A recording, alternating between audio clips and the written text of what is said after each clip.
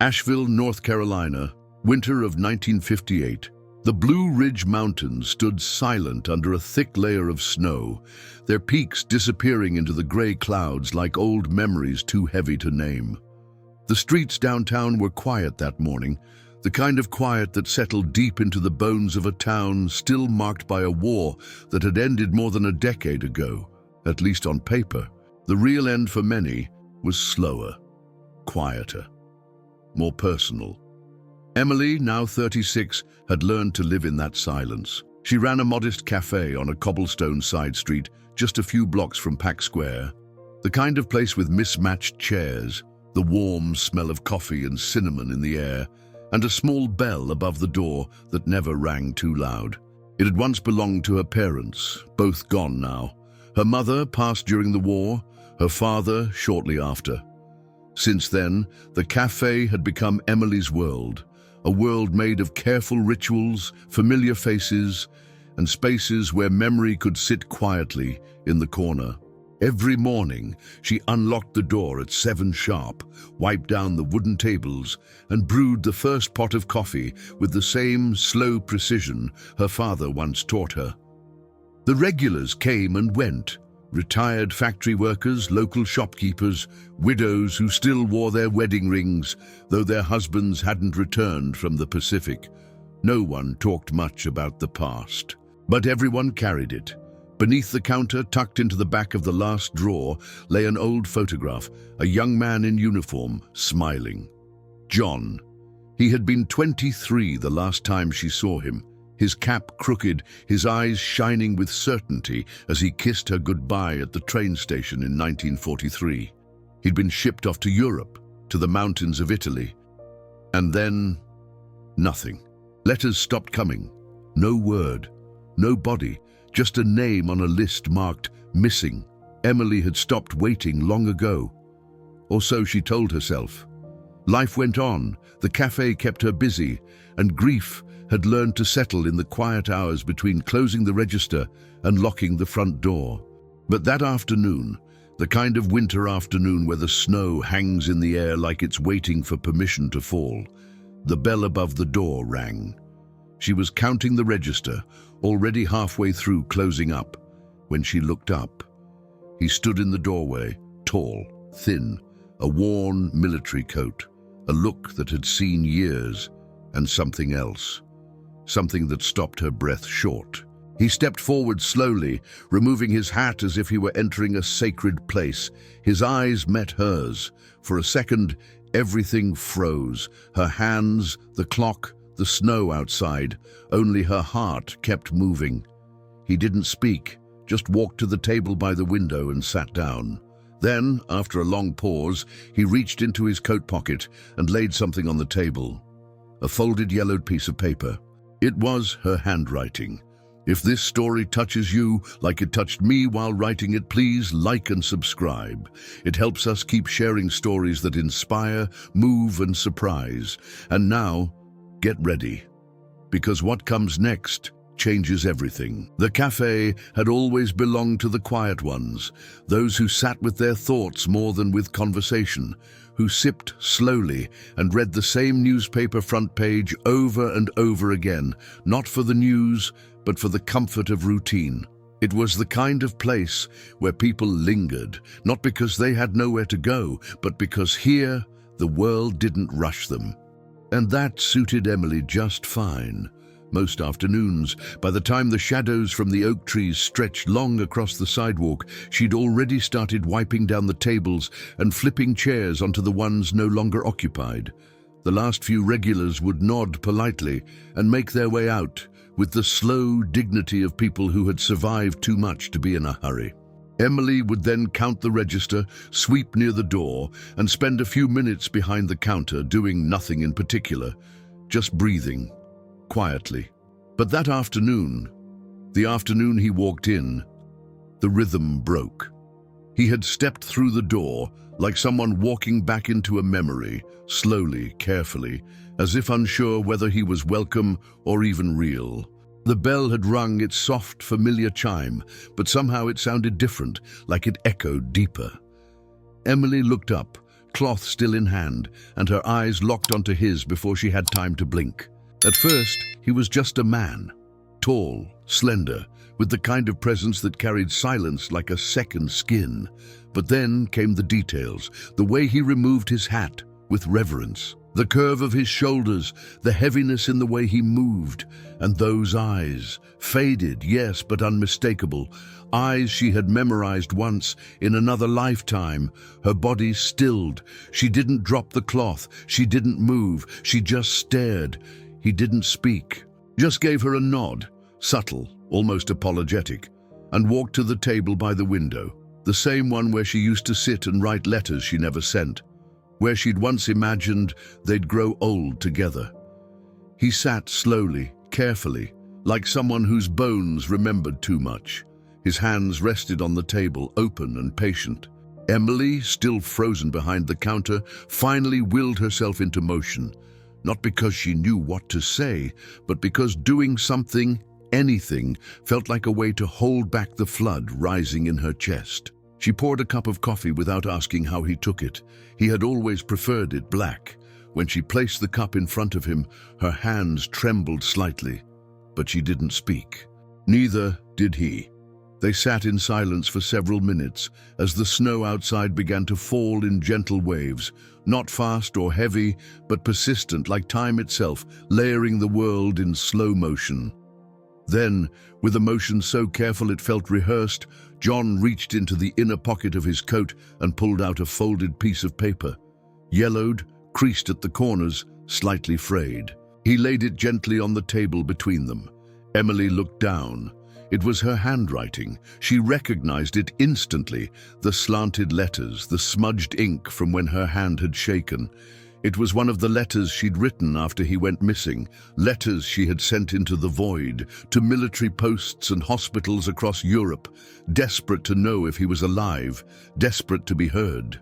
Her eyes filled, but she did not cry. Not yet.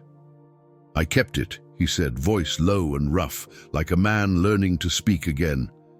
"They found it on me when I was hurt. I didn't have anything else, no tags, no memory, just this." Emily sat down. The room felt impossibly still. The sound of the snow outside was louder than their breath. "I didn't know if you were—" she started but couldn't finish. He nodded. "I know. I wouldn't have known either." There was no embrace, no dramatic reunion. Just two people sitting across from one another, separated by years, by silence, by what could have been, but also joined by something unspoken. Emily reached for the letter. Her fingers grazed it gently, as if it were made of something living. And for a moment, she wasn't sure what was real. The man across from her, the coffee cooling in his cup, or the heartbeat echoing in her ears like it had found its rhythm again after all these years. Back then, in Italy in '44, the darkness felt different. It wasn't just the absence of light, it was the absence of sound, of certainty, of self. John remembered lying in a shallow foxhole just outside Monte Cassino, his fingers frozen around the grip of his rifle, his mind fixed on nothing but her name. Emily. Over and over again, like a prayer, like a heartbeat, like the only thing he could remember that still made sense. The ground was cold. The air smelled of cordite, damp wool, and something he could never quite name, a fear that settled in the throat and stayed there, tight and unmoving. The shelling had gone on for hours, relentless. Men shouted, some cried, some stayed completely silent, eyes wide open even when they weren't breathing anymore. Somewhere in the brief calm between bombardments, John had pulled out a scrap of paper, the back of a field manual torn at the edge, and begun to write. Emily, he'd scrawled at the top, as if that alone would carry the message across oceans and chaos.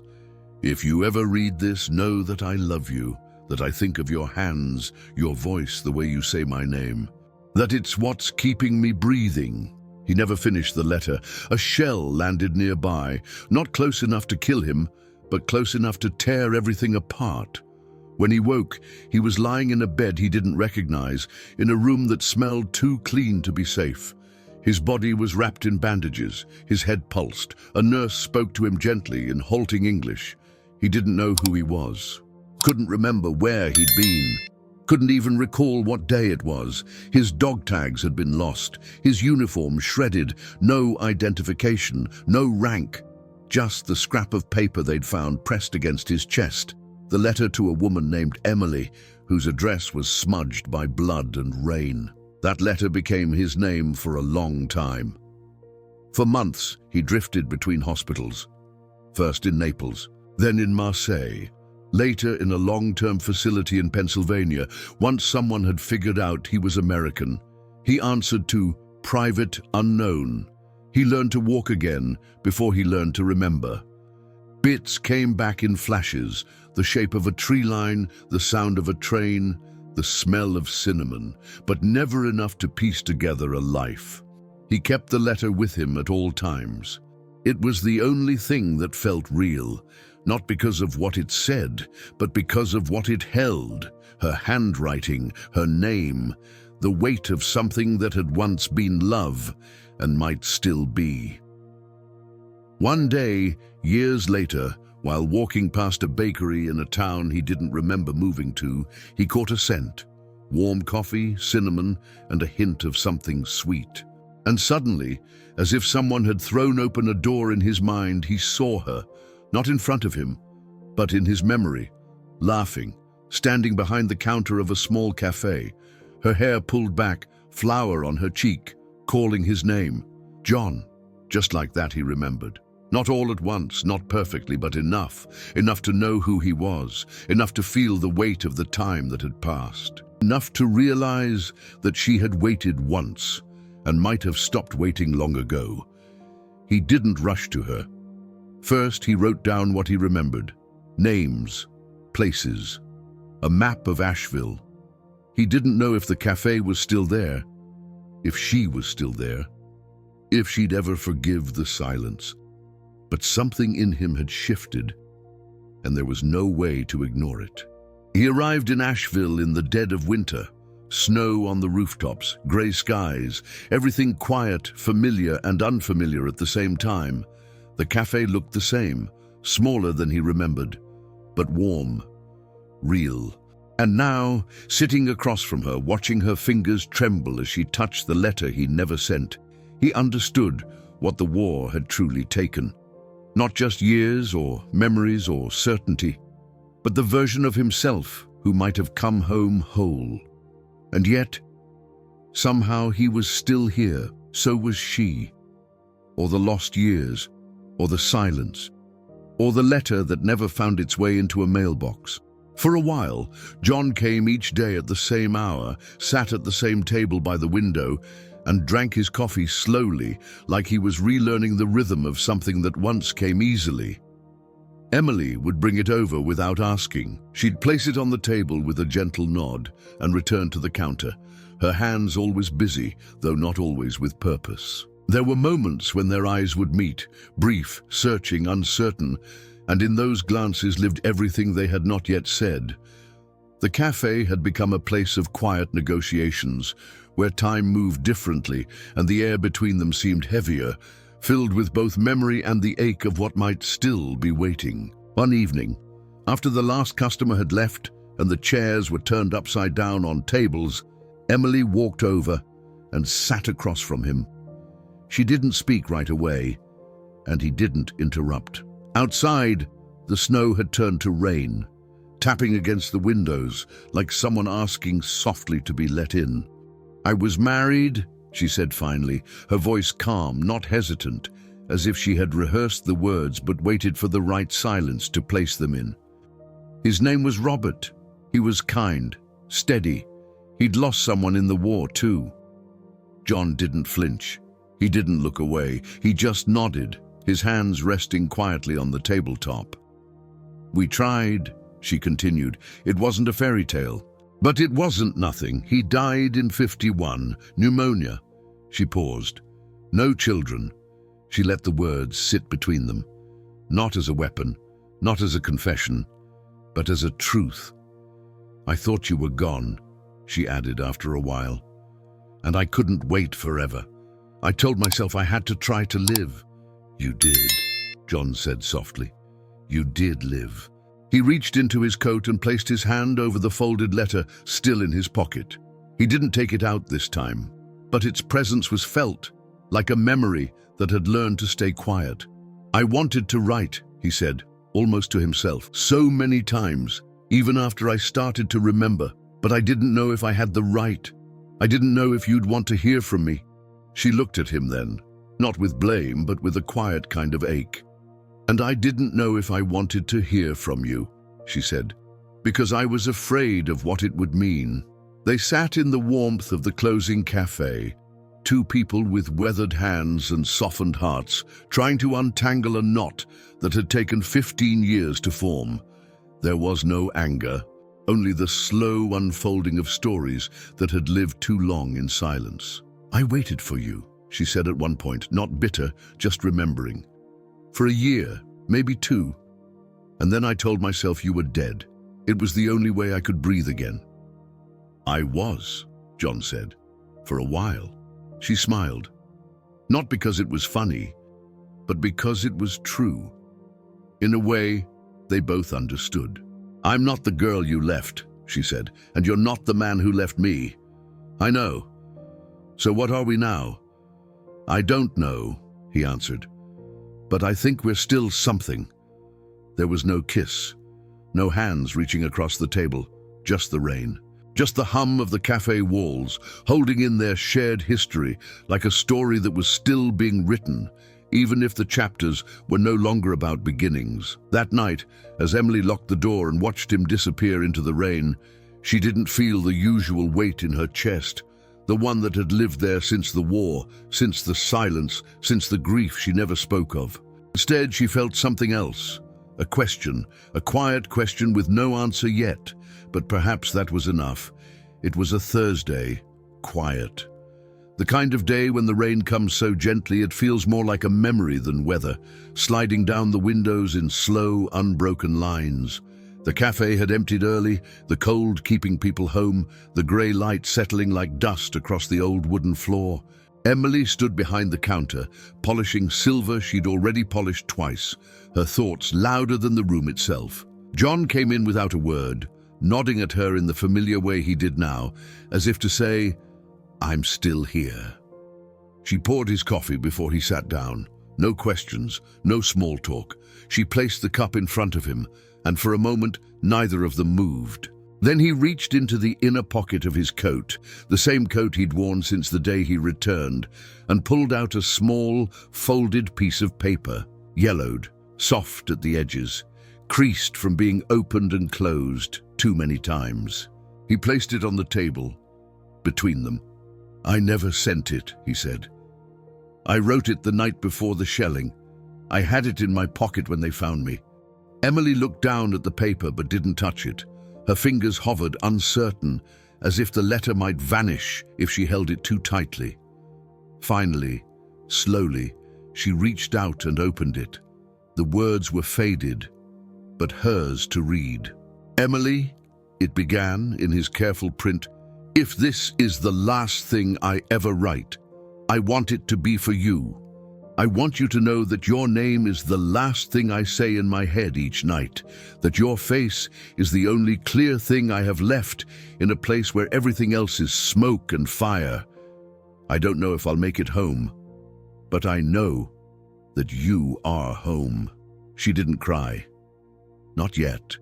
But she folded the letter back with hands that shook just slightly, and when she looked up at him, her eyes held the weight of every day she'd thought he was gone.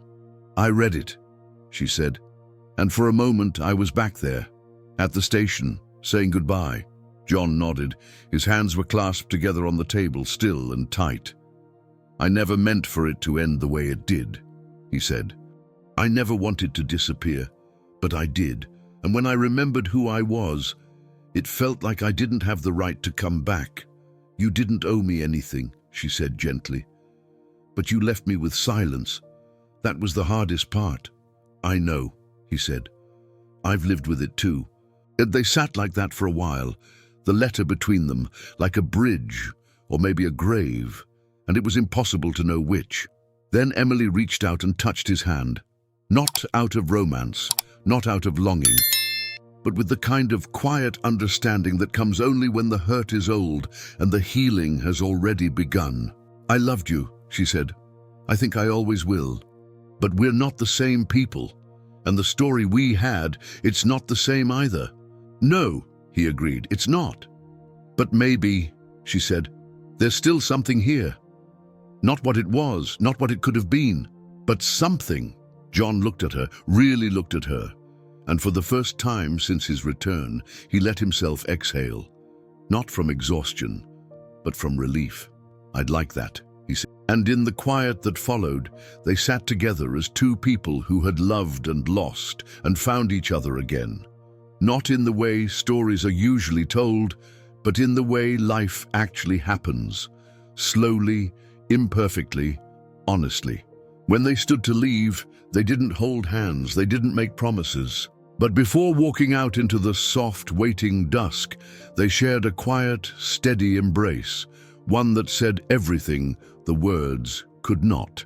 Spring came to Asheville slowly, like someone gently stepping back into a room they hadn't visited in years. The mountains softened under a blue sky, and the mornings carried the scent of new leaves, warm earth, and distant memories. Life, it seemed, had found its way back, not all at once, but patiently, as if waiting for permission to return. John stayed in town.